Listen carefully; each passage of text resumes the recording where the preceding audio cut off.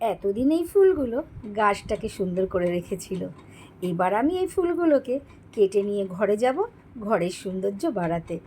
গাছের সৌন্দর্য তো এতদিন বাড়ালো, এবার ঘরেও একটু নিয়ে যাই।